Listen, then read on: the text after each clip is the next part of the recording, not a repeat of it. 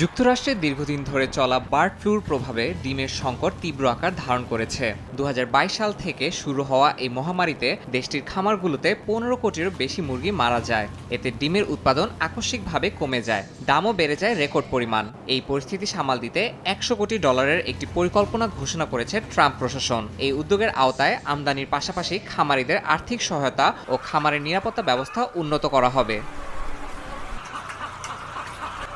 ডিমের সংকট কাটাতে তুরস্ক ও দক্ষিণ কোরিয়া থেকে কয়েক লাখ ডিম আমদানির সিদ্ধান্ত নিয়েছে ট্রাম্প প্রশাসন। পাশাপাশি ইউরোপের কয়েকটি দেশ থেকেও আমদানির পরিকল্পনা করছে মার্কিন কৃষি বিভাগ।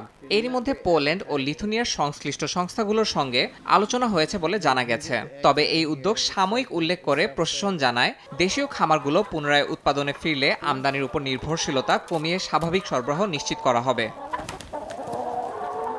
এদিকে বার্ড ফ্লুর বিস্তার রোধে খামারগুলোতে নজরদারি বাড়ানো হয়েছে। সরকারের অর্থায়নে কৃষি বিভাগের বিশেষ দল পরিদর্শন করছে খামারের নিরাপত্তা ব্যবস্থা। বার্ড ফ্লুর রোধে বায়োসিকিউরিটিও বাড়ানো হয়েছে। এর জন্য $৫০ কোটি বরাদ্দ রাখা হয়েছে।